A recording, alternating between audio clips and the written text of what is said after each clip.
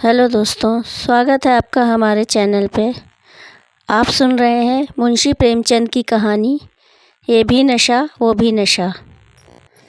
होली के दिन राय साहब पंडित घसीटे लाल की बारादरी में भंग छन रही थी कि ऐसा मालूम हुआ जिलाधीश मिस्टर बुल आ रहे हैं। बुल साहब बहुत ही मिलनसार आदमी थे और अभी हाल ही में विलायत से आए थे। भारतीय रीति नीति के जिज्ञासु थे, बहुधा मेले ठेलों में जाते थे, शायद इस विषय पर कोई बड़ी किताब लिख रहे थे। उनकी खबर पाते ही यहाँ बड़ी खलबली मच गई। सब के सब नंगधड़ंग चंद बने भंग छान रहे थे। कौन जानता था कि इस वक्त साहब आएंगे। फुर से भागे, कोई ऊपर जा छिपा, कोई घर में भागा, पर बेचारे राय साहब जहाँ के तहाँ निश्चल बैठे रह गए। आधे घंटे में तो आप कांप कर उठते थे और घंटे भर में एक कदम रखते थे। इस भगदड़ में कैसे भागते।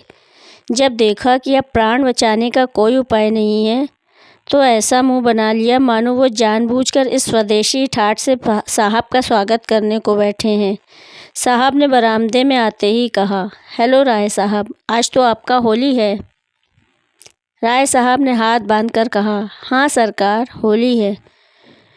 बुल, खूब लाल रंग खेलता है। राय साहब, हाँ सरकार, आज के दिन की यही बहार है। साहब ने पिचकारी उठा ली। सामने मटकों में गुलाल रखा हुआ था। बुल ने पिचकारी भरकर पंडित जी के मुंह पर छोड़ दी तो पंडित जी नहीं उठे। धन्य भाग, कैसे ये सौभाग्य प्राप्त हो सकता है। वाह रे हाकिम, इसे प्रजा वात्सल्य कहते हैं। इस वक्त सेठ जोखन राम होते तो दिखा देता कि यहाँ जिला में अफसर इतनी कृपा करते हैं।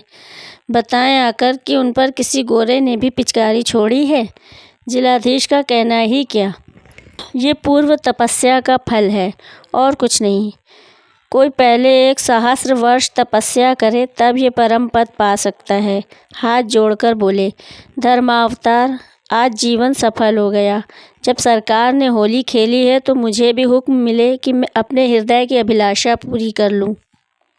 ये कहकर राय साहब ने गुलाल का एक टीका साहब के माथे पर लगा दिया।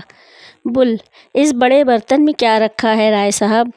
राय, सरकार, ये भंग है, बहुत विधि पूर्वक बनाई गई है हुजूर। बुल, इसके पीने से क्या होगा।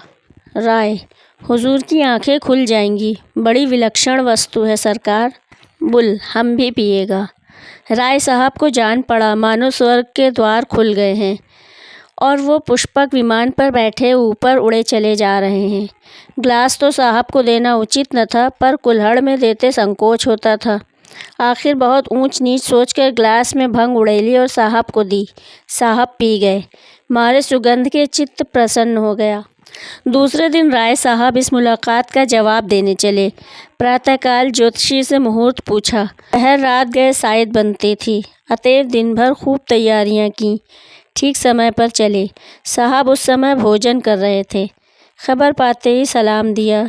राय साहब अंदर गए तो शराब की दुर्गंध से नाक फटने लगी। बेचारे अंग्रेज़ी दवा न पीते थे, अपनी उम्र में शराब कभी न छुई थी। जी में आया कि नाक बंद कर लें, मगर डरे कि साहब बुरा न मान जाएं। जी मचला रहा था, पर सांस रोके हुए बैठे थे। साहब ने एक चुस्की ली और ग्लास मेज़ पर रखते हुए बोले, राय साहब, हम कल आपका बंग पी गया, आज आपको हमारा बंग पीना पड़ेगा। आपका बंग बहुत अच्छा था, हम बहुत सा खाना खा गया। राय, हुजूर, हम लोग मदिरा हाथ से भी नहीं छूते, हमारे शास्त्रों में इसको छूना पाप कहा गया है। बुल, हंसकर, नहीं नहीं, आपको पीना पड़ेगा राय साहब, पाप पुण्य कुछ नहीं है। ये हमारा बंग है, वो आपका बंग है, कोई फ़र्क नहीं है। उससे भी नशा होता है, इससे भी नशा होता है, फिर फ़र्क कैसा। राय, नहीं धर्मावतार, मदिरा को हमारे यहाँ वर्जित किया गया है। बुल, ऐसा कभी नहीं होने सकता। शास्त्र मना करेगा तो इसको भी मना करेगा, उसको भी मना करेगा, अफीम को भी मना करेगा। आप इसको पिए, डरे नहीं, बहुत अच्छा है।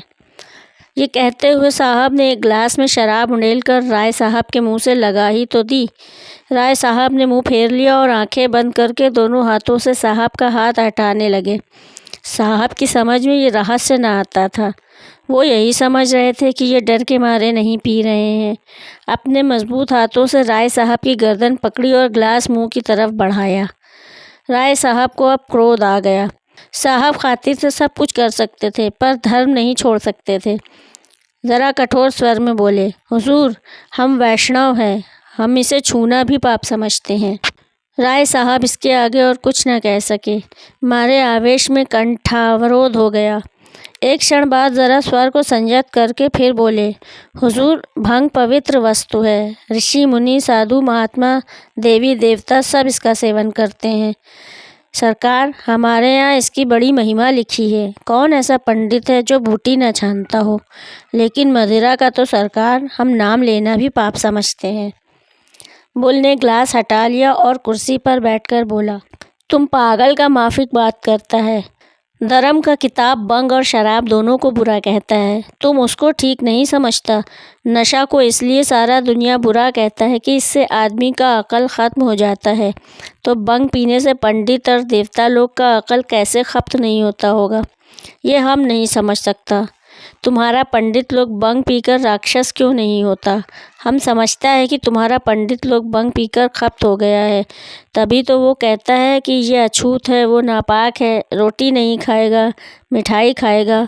हम छू ले तो तुम पानी नहीं पिएगा। ये सब खप्त लोगों का बात। अच्छा, सलाम। राय साहब की जान में जान आई। गिरते पड़ते बरामदे में आए, गाड़ी पर बैठे और घर की राह ली। तो दोस्तों, आपको ये कहानी कैसी लगी कमेंट में ज़रूर बताएं। और हाँ, वीडियो को लाइक करना और चैनल को सब्सक्राइब करना ना भूलें। धन्यवाद।